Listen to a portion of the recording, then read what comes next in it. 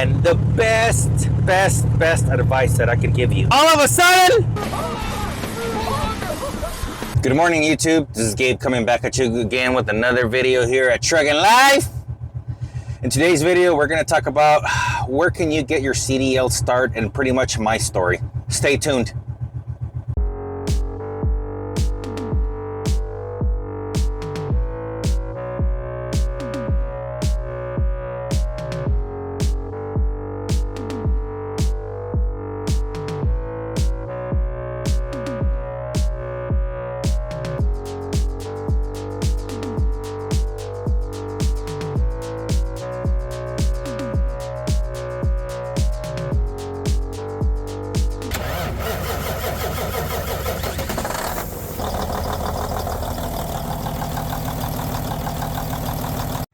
Share, and subscribe. All right, welcome to another video, guys. We're gonna go ahead and start rolling here. We're leaving, I believe this is Lawrence, South Carolina. I'm gonna go ahead and start moving to my next pickup for tomorrow. Today we just pretty much had a little bit of an off day. I normally don't try to sit around, you know, but when you got garbage rates on the load board, I'd rather sit because I'm not going to be running it for free, you know what I mean? So I say, you know what, screw it, I'll just take the day off, and I'm well rested and pretty much ready to go for tomorrow. Get another good night's sleep. I'm going to move over to the Pilot that I stay at, and we're gonna be able to get ourselves a nice shower. It's definitely needed when you're out here on the road. Okay, come on, go. All right. Just get on the interstate, and we'll be good to go.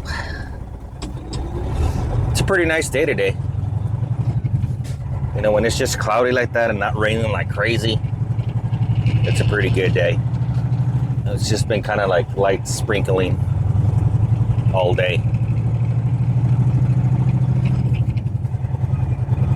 So we're gonna get a 385 south, headed down by like the Charleston, South Carolina area. That's where my next load picks up. And that one's headed back to the house. It's always a good feeling when you pick up your load going back home. That's just half the battle, though. You know, a lot can happen, you know, between here and there. You guys saw my last video. You guys saw that I had wheel seals that went out, and that wasn't very, very fun. But, you know, thankfully we were able to make our delivery. We were able to save some money, and we got it done. So I just wanted to make this video and kind of just tell you guys my start, you know. I mean, so for those of you who are new to the channel, my name's Gabe, and I've been driving for 18 years now. 8 of those years was as a company driver, and 10 of those years has been as an owner-operator. And we're still at it today. So I started driving roughly like around, I think it was what, 2006 or something? And I was unemployed at the moment. And I said to myself, you know what, I'm gonna try truck driving. You know, my father-in-law has been a truck driver for a long time now. He's retired now. And I saw that he would make pretty good money. So I figured, you know what, I'm gonna go ahead and try it out, and you know, we've been here ever since. So I started doing my homework, and there's many different companies. You know, obviously things have changed in 18 years. You know, I mean, I think the school costs back in those days, I think it was like $4,800 or something like that, and it was like a 4-week program. You know, but that's obviously changed today. I've seen some schools that are just crazy money, 8, 9, 10, $12,000 to get your CDL. And that's the reason why I wanted to make this video. There's a lot of people on YouTube that I've seen over the years that they kind of bash on starting with the company and getting your CDL through them, and there's various ones, there's Prime, there's CR England, in my particular case, I started with Swifty Swift. Yep, your boy started with Mr. Swift. But it was a pretty good program. You might want to double check these details, guys, again, because it's old information. It's just from my story. But you could always call them up and see how it is. But back in those days, I didn't have, $5,000 to go to school. So, I got informed with Swift, and it was actually a pretty easy process with them. I called the recruiter up, and let them know my situation, that I wanted to get licensed and everything. And I live in El Paso, and they told me, yep, we can definitely help you get your CDL. And they actually had their school in San Antonio. So they would either let you drive over there, or they would pay you a bus ticket to get over there. And the program was pretty much very simple. It was only $150 to get into the class. And then you would have a 2-year contract. And this is where it gets dicey for a lot of people, because they're like, well, it's because you're going to be stuck with the carrier for 2 years or 1 year or whatever they make it, you know what I mean? And so in this particular case, it was a 2-year contract. And so you paid your $150. Then once you actually got licensed, then you did the 4 weeks of the school, and then you had to go 6 weeks with the trainer. I believe when I was doing my training process, I think they were paying me like $350 a week. It was like $350 for the first 2 weeks, and $450 for the following 2 weeks, then $550 for the next 2 weeks. And then you would get your own truck. And get this, guys, like how times have changed, right? As a new CDL driver, brand new, fresh out of school, as a solo driver, I was making 25 cents per mile. And now in these days, you can't even get a driver out of their house or out of their bed for 25 cents a mile. I mean, students walk in today and, they're making 40, 45, 50 cents sometimes, even like right out of school sometimes. So just the way things have changed is so crazy. But I was making 25 cents per mile when I actually went on the road. But going back to the school, it was actually a pretty good experience, I guess you could say, for me. So I'm all happy or whatever, I pack all my stuff up, I had just bought in a brand new vehicle. It was my very, very first vehicle. It was a 2006 Ford Escape. I had bought it for my wife, and my car was the shitty car. You always get the wife the better car. So I was like, you know what? I think I'm going to take your car because it's more reliable. I don't want to break down in the middle of driving over there to San Antonio, right? So I'm driving down there, just cruising down the road, just listening to music and just going with the flow. I was happy. I was happy that I got accepted to the school, and that I was going to start my new trucking journey. I had just, I had already been with my wife, I think, about 4 years or whatever. But we were now living together and all that stuff, so starting our life together, right? So I was pretty excited. And I'm cruising down the road, and all of a sudden, I get pulled over. I look down on my speed, and I'm like, holy shit. I was going 80 miles an hour. I believe the speed limit back then in Texas was 70 miles an hour. It's not 80 the way it is today. And I'm like, oh my God, man. So I pull over, With that being, it was a brand new vehicle, like literally brand new. They didn't even have 1,000 miles on it. Like, you couldn't feel the bastard when it's rolling, you know what I mean? It was just smooth. I wasn't intentionally trying to speed or anything. So, the officer pulls all over, to the side of the door, and he's like, you know why I pulled you over? And I said, acting dumb, as you should, in my opinion. No, sir, I have no idea what's going on. It's like, I got you going 80 miles an hour on a 70. And I was like, really? And I told him the story, I had just got the vehicle, I must have not paying attention, but because like you couldn't feel it. I didn't feel like I was going 80 miles an hour. He's like, why are you such in a hurry? And this is the funny part right now. I look at the officer and I'm like, I'm going to CDL school to grab my CDL. The guy starts laughing. He's like, are you serious? And like, I had a pamphlet like with all my crap for Swift, right?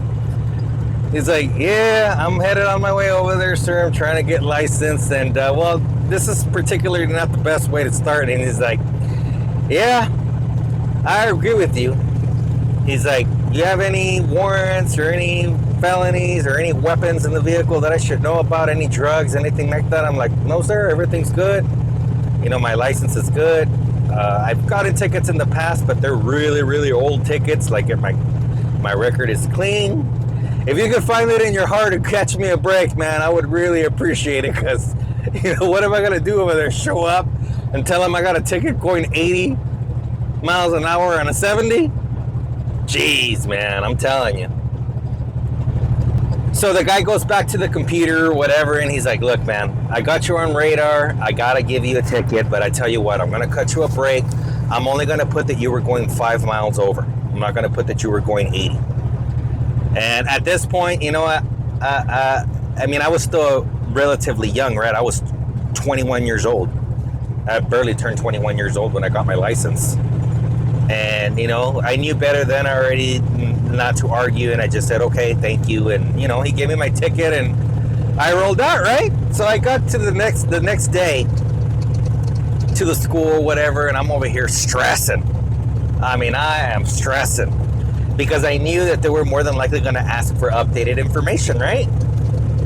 So as we're there in school, they give you they make you do the paperwork twice. It's like, you already did it online, you already did it with the recruiter, and now you're having to do everything again in person. So we're filling up the pamphlets and then I finally get to that big, ugly section that says, violations! And I'm just like, previously when I did the application, my record was clean, right? So I was gonna be honest about it. I'm gonna be honest with you guys about it. And I was gonna put that I got a ticket, right? But as I was going to start inking down some pen on that paper, a person from the office came in and they started calling people, letting go. So the guy that was sitting next to me comes in all pissed off. Like, what's going on, bro? Bro, it's because I had a ticket on there that I forgot to put on there, bro, and they already kicked me out of the school. I was like, are you serious, bro? And he's like, yes. So they kicked him out, and that happened to a whole bunch of people. So I had to make an executive decision at the time, and I just said, you know what? Fuck it. I ain't putting nothing. Why? Because it's a ticket that I haven't even gone to court with. Like, due to the fact that it was a Class C license, as many of you guys know, or at least this is the way it is in Texas. I don't know the way it is everywhere else, but once you have a commercial driver's license, you can no longer take defensive driving. But since I still had my Class C license and I had been in my vehicle, I figured worst case scenario, I'll go to, defensive driving and just get it dismissed, right? So I didn't put it down because it wasn't a conviction. So I just rolled with it and I just put none, right? So we go through the class and, the experience was actually pretty good. They had, I think it was like 2 weeks of classes, learning about your braking systems, learning about your, everything that has to do with the truck, doing your pre-trips, like everything that was in class work, that I know hasn't changed. Maybe the lane test changed in new schools today, but I know that particularly hasn't changed. And then like the last 2 weeks or whatever, I think it was like 2 weeks in the classroom and like 4 weeks instructional, like actually driving the truck there in the range. So we started doing all the stuff, and I thought the people that were teaching there were pretty good. They were pretty knowledgeable. I did learn like very well. And I don't know how you guys are, but let me tell you something about old Gabe over here. I am not good at taking tests. I'm a visual learner. If you teach me how to do something visually, I get it. But if you tell me how to do it in the book, can I do it? Yeah, but it takes me a little bit more. You know, I mean, I've gotten good, as you guys have seen in my previous videos on how to do mechanical work and looking at diagrams. I mean, that's reading, right? But like when you're brand new to the, you know, the trucking industry and you don't know nothing about trucks, you know, it was pretty difficult. You know, I was worried about passing, you know, my general knowledge test and all the other air brake tests that they had and everything. But I actually surprised myself. And let me tell you something, guys. My wife, like many of you guys, other people out there, is the type of person that if she had a test the next day, she'll start it for an hour the previous day and she's good to go. Not this guy.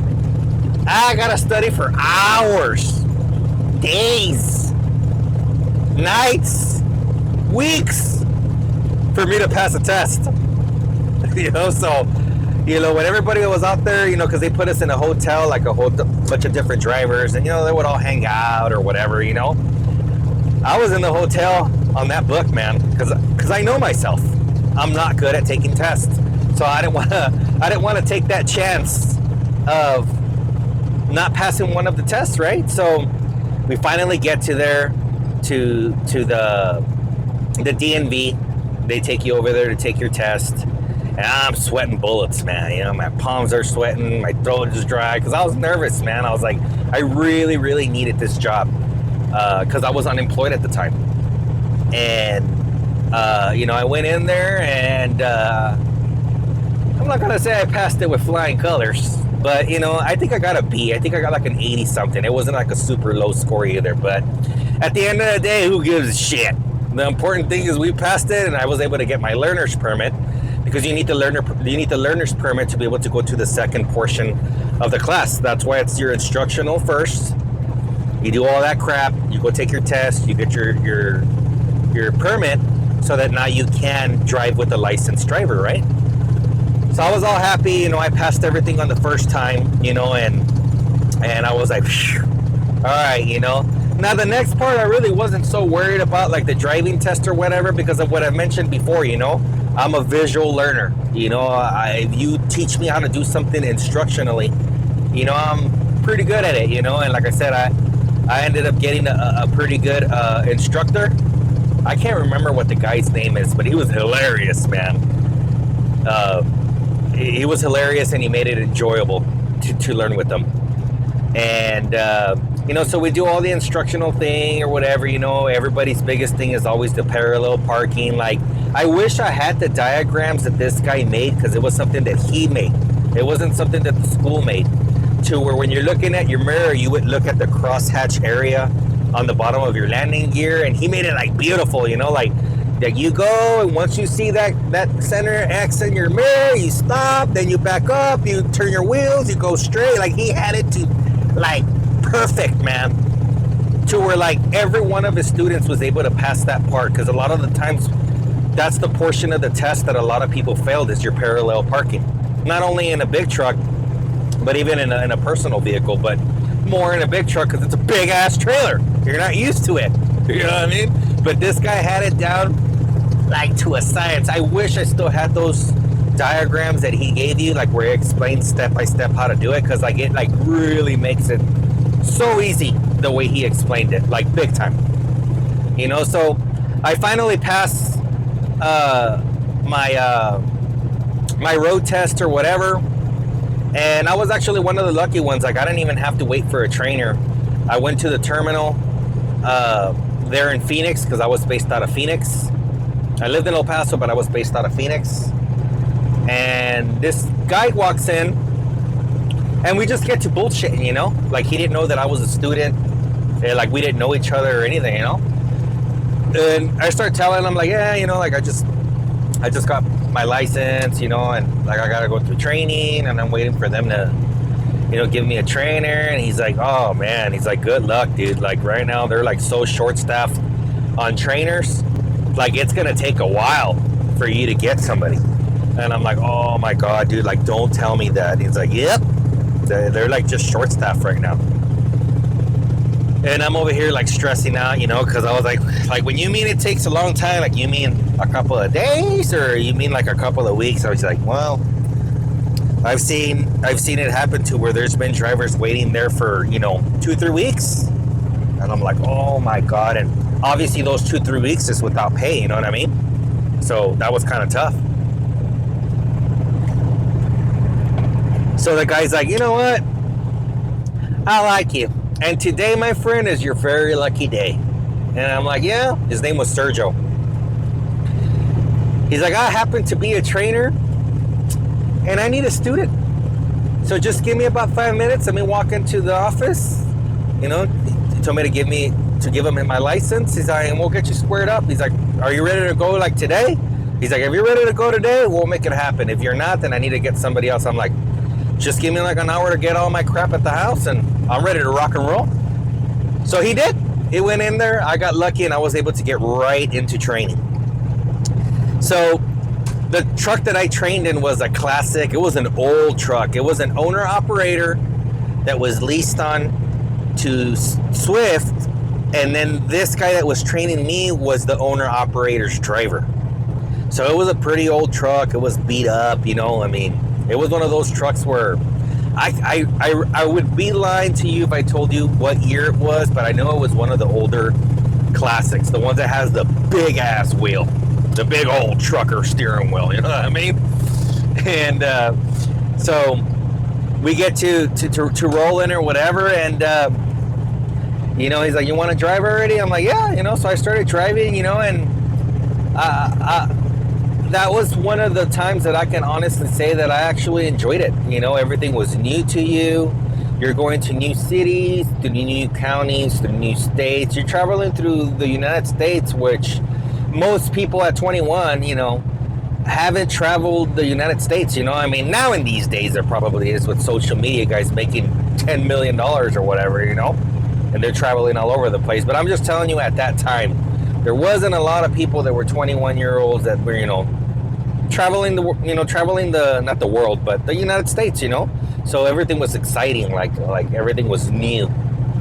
And we get to driving, and you know, he was telling me that I was doing a pretty good job, and all that good stuff. And then I experienced the first breakdown in my trucking career, right? All the little crap that nobody likes and that a lot of people don't talk about that's gonna happen. We were over there in Fontana, California, or are headed over there to Fontana, California, and the truck started running ugly. Now, I've always been very, very mechanically inclined. You know, I knew how to work on cars, and you know, I basically what I'm trying to say is I knew righty-tighty, lefty-loosey, you know what I mean? Like, I knew a little bit, but I didn't really know almost nothing about diesel, you know. So truck starts running crazy, and you know, this guy had experience already. He had been driving for, I think, like 13, 14 years. He's like, man, I think we lost an injector. So we had to call a tow truck, and this guy didn't speak English pretty good. Like, his main language was Spanish, but he was lucky because I'm bilingual. Yo también hablo español, meaning I also speak Spanish. And, you know, so he had me call a tow truck, and the tow truck guy's like, okay, well, where do you guys want me to take it? And at this time, the owner-operator hadn't told him what to do yet, so this guy just took us to his house. You know, like, but we, like, slept in the truck, and it was hot as shit, man, and we couldn't idle the truck. I didn't sleep all night. So it was a new experience of having a breakdown in the truck, you know. Then the morning comes around, and this guy's like, yeah, I know a mechanic. And, you know, back in those days, I didn't really know much about pricing, but they wanted to charge the guy like $1,200 for one injector, which I was like, golly, you know, I didn't know any better. But like, now, you're crazy. That's way too much money, you know. So he's like, no. And so they ended up taking us to the Freightliner, and then it went in there, and it ended up being injectors and a whole bunch of other shit, you know what I mean? So Swift ended up getting me a ride with somebody else so that I can go home, because the truck was going to be down. So I get home and they kind of just leave me on limbo, you know, like I don't know what the hell's going on. I don't know if I'm gonna go back out again, because I think I already was like at 3 weeks with this guy. So 2 weeks go by and nothing, right? Then on the final week, Sergio calls me up and he's like, hey man, we ended up just getting another truck. Do you want to finish the training? And I'm like, well, yeah, you know, I have to finish it. You have to certify me that I'm good to go. He's like, all right, well, I'm going to be on the terminal this day or whatever. And like, he's like, matter of fact, I'm going to be passing through El Paso. I'll just pick you up so that you don't have to get on a bus or anything over there. And I was like, sweet, that's cool. But the cool thing was that those 2 weeks that I was there at home, they were still paying me.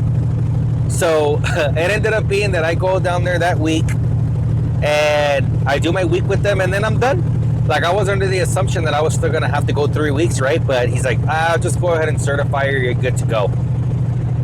And that was my story on how I got pretty much started with Swifty Swift, you know what I mean? Once I actually started rolling, though, going back to the contract part, so the way it worked was they would deduct your paycheck for the first year, like the $4,800 that I was owing them or whatever it was. And then if you completed the second year, on that second year, they would start reimbursing you like what they took out, right? So essentially, if you stayed 2 years with them, your school was going to end up being free. Like, you know, you just paid it off with work or whatever, you know? But, you know, making 25 cents a mile, guys, you know, I was making like $300, you know, because that's the one thing that I hated about Swift. And again, I don't know if Swift is still like this, because, you know, you're talking about 18 years ago. You know, that was the very first company that I've ever worked for. You know, they would give you like a good ass trip, for example, from, you're going to get something from California going to Georgia, something with some miles on it, right? And you're like, sweet, you know, I'm going to make some money. You know, then you would start rolling along. When you would pass the Phoenix yard, they would tell you to drop it, and then they would put you on some other little short run. Or, hey, we need you to go deliver this or whatever. And they were always cutting my trip short. So I wasn't making no money. Like, I was making more before working in construction there at the house weekly than what I was making on the road. And then you had your expenses for your food and all that good stuff, you know what I mean? So it was like, it was just not worth it. You know, so here's where I guess my advice comes in. Now, again, you want to double check the contract because everything has changed over the years. I'm just telling you guys my experience with them. So I figure, what's the worst thing that can happen, right? If I quit, I'll just owe the money.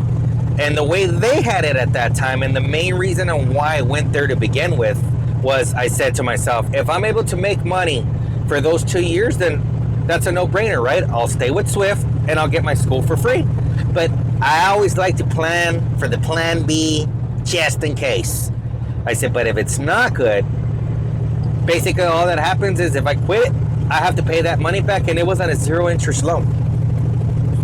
That's the way they had it back then. It was zero interest. So I said, I can't lose, you know? So I quit my job. I called the department that handled the loans or whatever up, and I said, hey, I'm not going to work with you guys no more because I'm not making no money. And I already had tried changing fleet managers, and I had done nothing wrong. I hadn't hit anything. Like, everything was good to go, you know what I mean? But they were just dicking me around, and I just couldn't make money. So I finally had enough, and I said, you know what? Like, that's it. I'm done. And so I just set up a payment arrangement for like $50 a month. $50 a month. I was like, I could pay you guys $50 a month, take it or leave it. So that's what I did.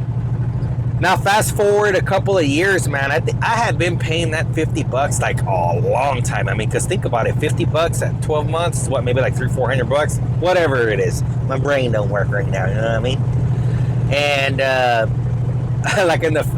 it was already like 6 or 7 years, and I was still paying the $50. It actually was 50, and then in 2008, when the market crashed and everything was shitty or whatever, I called in and lowered it down to 25.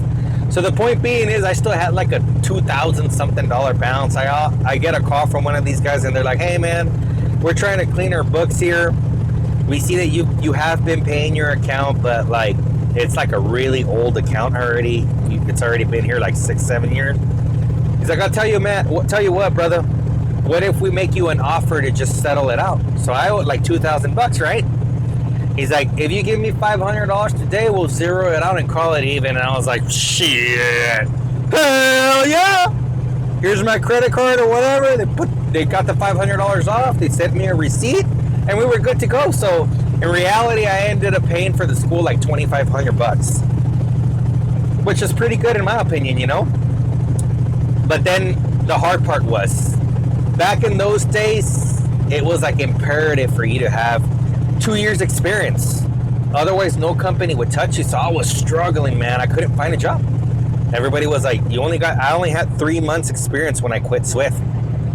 So I remember I went to a company named Shippers Transport out of Nashville, Tennessee.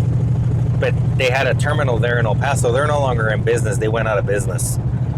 And I go in there and I met this lady named Charlotte, which, matter of fact, I believe she still works at a company there out of El Paso, which is the same company that my sister works for. She was a really nice Russian lady. And I go in there and I'm like, you know, I was like begging her, like, please, you know, like, give me a chance. I'm not going to hit anything. Like, screw it, man. If I got to go through training again, I'll go through training again. F it. I just need a job. So they gave me a job. I had to do the training and everything all over again. That's when I went art. And if you guys watch that Prime video, I talk a little bit about my relationship that I had with art. So go check that one out if you guys haven't it. But, you know, we ended up doing training with them. I ended up, you know, like staying partnered with them, I think for like about a year or something, team or whatever. And, yeah, you know, that was my story on how I got my start, you know. But for a minute there, if I hadn't made that executive decision to lie on my application, that I had gotten a ticket.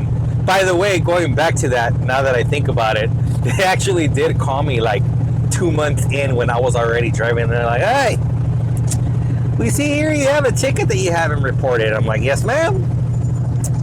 She's like, I see here that when you went to your first day of class, that's when you got your ticket the prior day. I was like, yep. She's like, well, why did you fail to report it? Very simple. I wouldn't be talking to you today if I had put that I got a ticket, because they would have kicked me out of class. Correct me if I'm wrong.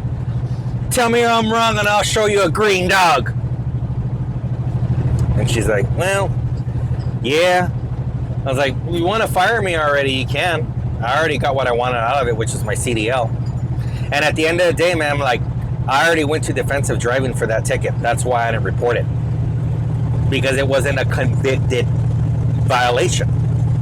It wasn't even in the system yet. That's why they weren't able to pull it up. And I don't know why. You know, I've gotten very few tickets, maybe like 1 or 2 tickets after I already had my CDL. They usually show up fairly quick. You know, I think the officer threw me a bone. Not only did he put 5 miles less, but I think he probably put that bad boy in the system a little bit later. Any of you officers driving down the road or that are watching this or whatever, let me know if that's even a thing, if it's possible or not. But in my opinion, I think he probably threw me a bone and just slid it under the system a little bit later, just to give it a little bit more time before it showed up. You know, but yeah, there for a second there, I almost didn't get licensed just because of that ticket, you know. But my thing would be, for any new people trying to get their CDL, do your homework. You know, there's a lot of companies that offer you to get started. Like I said, I know Swift still does it, CR England, Prime, like they'll get you your CDL. Look at the contract terms. I mean, yes, a lot of them are a contract, you know, but worst case scenario, if you break that contract, in my opinion, I think that the only thing that happens is that you got to pay that money back. But I don't know if it's at 0 interest. I don't know if it's a certain payment amount. So you might want to look at all that stuff beforehand, you know, because the only alternative is to go to an actual CDL school and then try to get a job with the carrier. The thing that I really, really did like about Swift, where I give them kudos, is their training program. I don't think it's no longer there in San Antonio anymore, but they had a very like top-notch school, and I think they did a very, very good job getting the new drivers licensed, you know. Yeah, you know, I mean, that was a pretty good experience that I had with them. And another thing that I really, really liked about going there in Swift, which most of these companies are like that as well, if you complete the program with them and get licensed, they give you a job. You don't have to go and look for a job. With schools, you know, most schools probably have like their preferred like carriers, to where maybe you might be able to get a job, but it's like more of a sure thing. If if you go to Prime and get your CDL with them and you go through the program and you successfully complete it, 9 times out of 10, like, you got a job. Like, you don't even have to look anywhere else. Like, you're already learning the way they do things. So that would be my recommendations for any of you people that any of you guys that want to get your CDL or whatever. I would go that route. You know, there's tons of carriers out there that have those training schools and stuff, and just do your homework, you know. But if you can find something similar to like what I found, you know, I had to end up paying the school, you know, but you know, it wasn't that much. I doubt that it's probably $4,000 or $5,000 now these days. I think it's probably, shit, man, I don't even know, maybe close to 10 grand. I don't know. You would have to do your research on that. But that would be the key element that I would find, is find a company that you want to work for. And the best advice that I could give you is talk to drivers who are already working with the company. They'll tell you. That's the best experience. You know, a recruiter, look, I'm not shitting on recruiters or whatever, you know, but some of them can blow smoke up your ass, you know what I mean? To a recruiter, the company that they're trying to get people for is, in their opinion, always going to be the best company, you know? But if you really, really want to get an actual opinion, go to the guy who's rolling down the road, who's doing the loads, who's doing the job that you're going to be doing, and get their opinion. They're going to give you a better opinion than what you can get from somebody at the office. It's starting to rain a little bit more again here, but that would be my recommendations, guys. That's pretty much how I got started with old Swifty Swift, and my opinion with them, an 18-year-old opinion, was their school was phenomenal, but working for them as a driver was absolute shit, because I wasn't making any money. You know, and that's another thing I'll tell you guys right now. When you're the new guy in trucking, you know, you're going to have to pay your dues. You know, it's not like if I wasn't willing to pay my dues or anything, you know. But it was just like, that's what I would tell my fleet manager all the time. Like, brother, like, I can make more money working at home and be at home, and I don't have no expense at home. Like, extra expense, you know what I mean? Like, out here paying for showers and food and all this stuff, you know. Back then, there was actually more places for you to park at, believe it or not. There was not even a whole bunch of places like paid parking, other than like the shitty, you know, places like Florida, that's always been paid. New York, that's always been paid, you know, like that. But yeah, it wasn't that bad of an experience with them, and it was pretty good. But yeah, that's pretty much what I got for you guys in this video, guys. I hope it was a little bit entertaining for you on how I started my journey in my trucking industry, and I've been doing it for 18 years now, and you know, doing it as an owner op. But stay tuned to the next video. That one's gonna be a pretty good one, I think. So, but anyhow, guys, I appreciate you guys watching up until this point. Any of you guys that are new to the channel, welcome. Hook a brother up and give me a thumbs up. Share the video. Give me a comment on the video, and we will catch you guys on this one. Peace out.